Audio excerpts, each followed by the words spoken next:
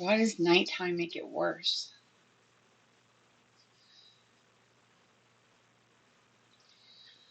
I did really well today. Y'all saw the video, the Saturday chat. If you didn't, it's the one before this. Did really well. I got out, ran my errands. Excuse me, I need a cough drop.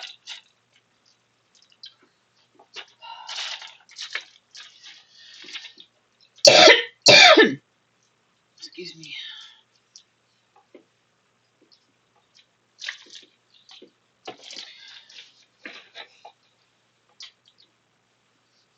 Something about the sun setting, nighttime.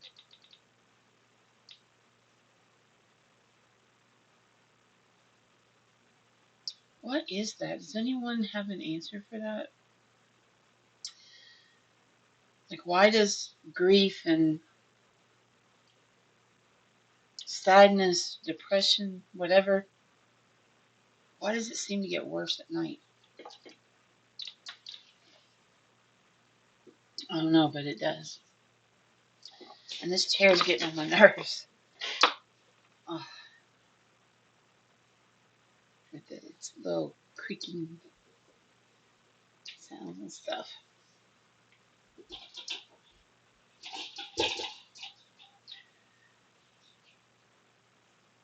Every now and then I'll just start crying for no reason. Well, it's not no reason, but just when I think, okay, this might not be too bad, I'm gonna get through this all right.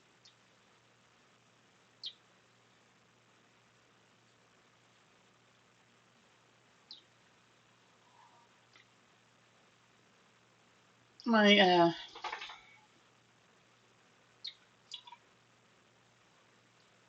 well, someone told me something and it kind of makes sense. It sounds stupid, but it kind of makes a little sense.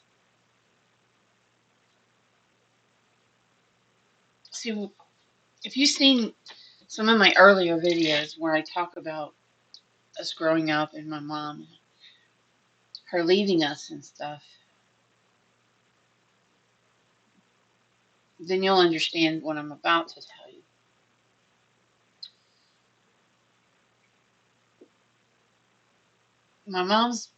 Someone told me that my mom's passing away is her leaving again.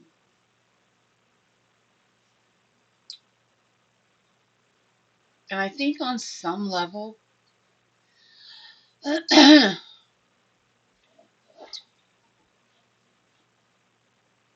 my my childhood self might be feeling like that, but it's not like she had a choice, here. Obviously, she passed away. But maybe, not a shrink, but maybe on some level, my inner child, my childhood memories, or maybe reliving some of that grief mixed with her passing away.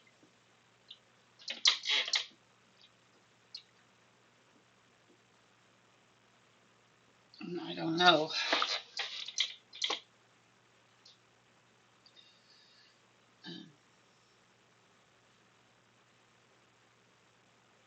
I mean, then there's the fact that, she, just the fact that she's gone now it's weird. It's really weird because even though I couldn't see her all the time because she lived an hour and a half, sometimes 2 hours away from me, depending on traffic and whatnot, I could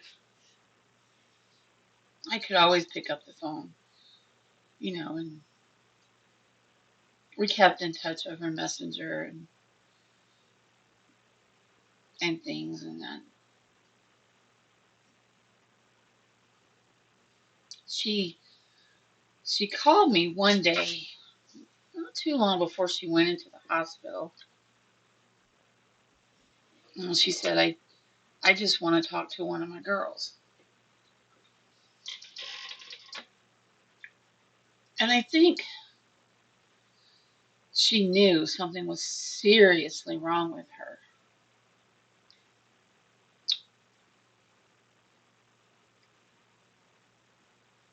even before the doctors told her. Because she told my brother in law one day, she said, I'm dying.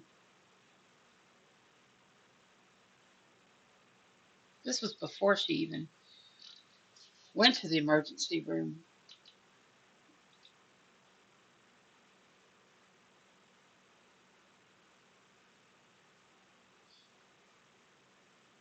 We know our own bodies, I suppose.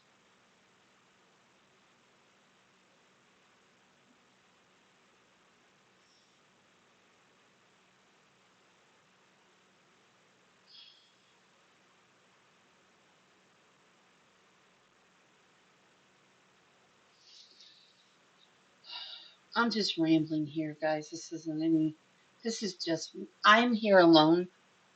So there's no, there's really no one for me to just talk to. I mean, I chose to stay home this weekend because I have been going back and forth a lot in the last 3 weeks of my mom's life.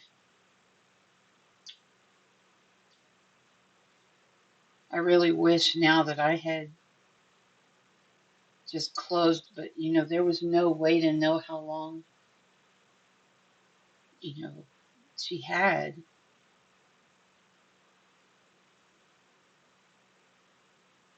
I think she could have had longer had they,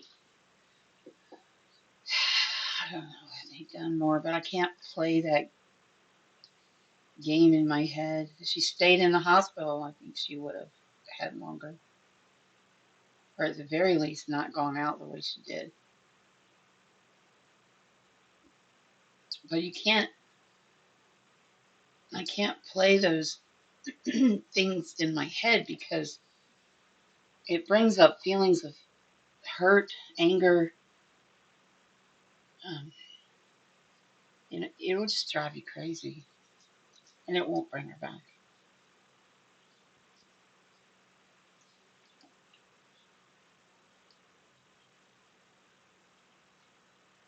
I'm not resentful to God. I maybe in the beginning felt myself getting a little bit angry with him over how she went out, but I'm not. I'm not. I'm just.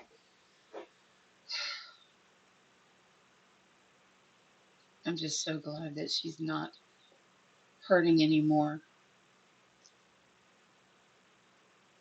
And I guess everybody says that when their loved one passes from cancer. It's just like God. 3 weeks from the time she went into the emergency room until she passed away.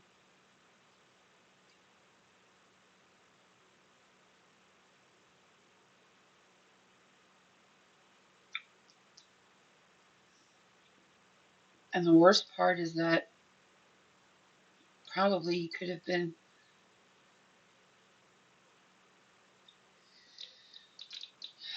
she could have probably been saved, just by keeping up yearly checkups, yearly, doing your colonoscopies, doing your PAPs, doing all of those exams that you go in for yearly. And her doctor should have caught something. She had knee replacement surgery. They had to check her from head to toe to make sure she could have the surgery. Didn't catch a thing.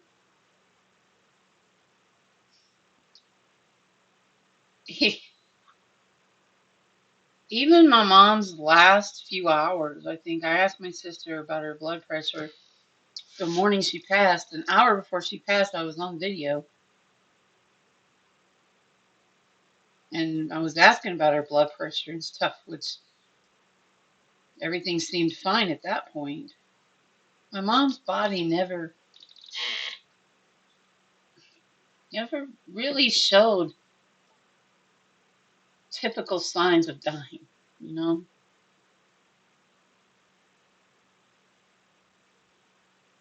She was always a fast healer, very high threshold for pain.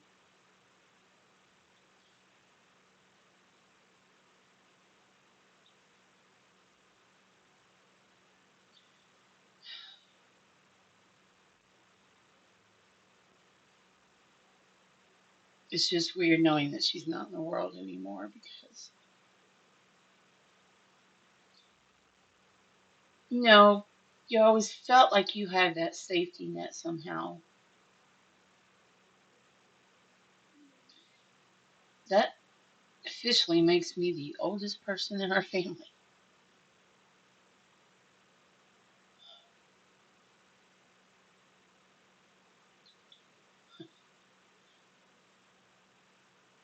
I am next in line.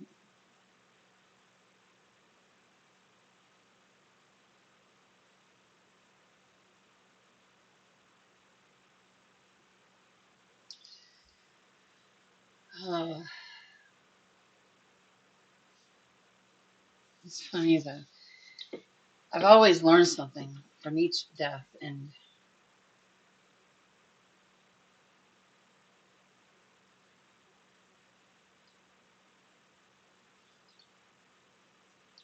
I updated my will today. I just have to get it. I just have to get it signed and notarized, and I went in to update my life insurance as well.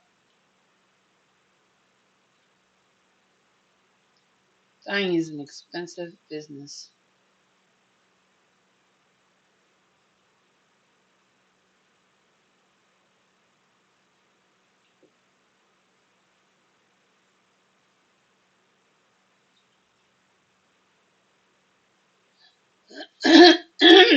So what's next for me? I'm really not sure. I'm praying on it. But right now I know that for I'm going to keep working. I'm going to keep doing what I do until God shows me different. I've had two people inquire yesterday about childcare, and I'm not accepting enrollment at this time. I need for things to be a little calmer, you know, for a while.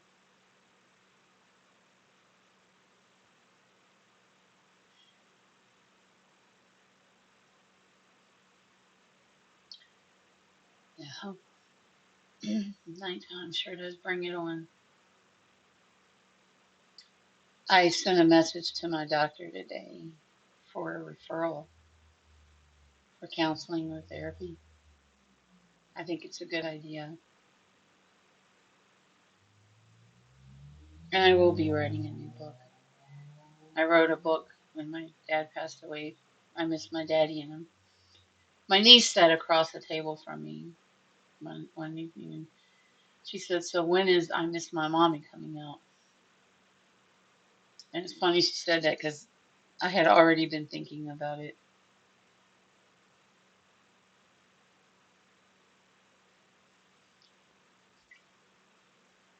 Death is not something we can escape, not any of us. It's a bridge we all are going to have to pass. We have some control over when taking care of ourselves. We have some control over how, again, by taking care of ourselves, planning and preparing, we have about this much control over what happens after we're gone.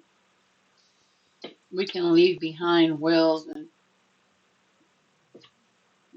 documents with how we want things to go, but ultimately someone else is going to decide.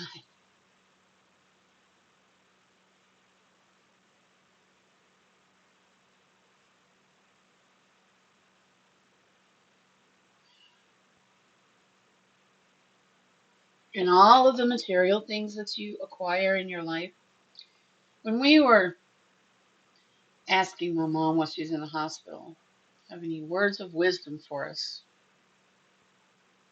We were serious. She said, material things mean nothing. And she's absolutely right. They don't mean anything. All the beautiful things that she acquired, things she loved and was proud to own, she couldn't take them with her. They're being divided amongst her three girls. And one day, they'll go to somebody else. All the things that I have and work hard for, I don't really own them. I'm borrowing them from whoever gets them next. And that's really how you have to look at things. Yep. This camera that I like, I'm just borrowing it from whoever's going to get it next. My phone, well, I'll have a different phone here soon, but your phone, I'm just using it so somebody else takes it and looks up all my contacts and my all my messages and gets into my email and all that stuff.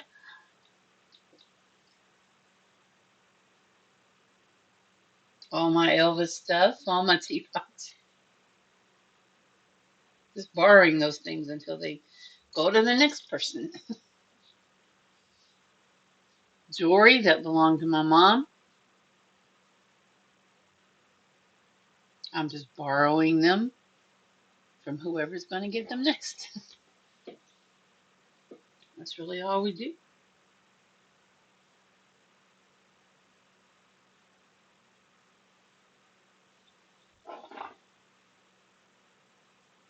There's no sense in getting attached to material things.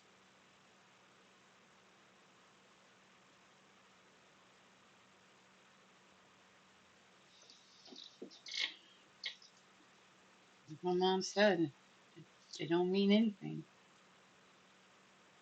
at all.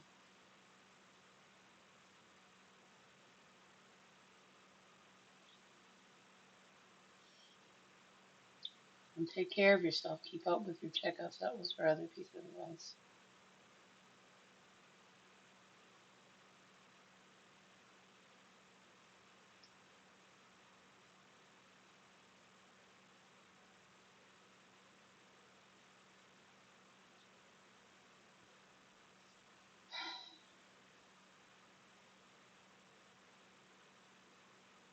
I'm going to miss her.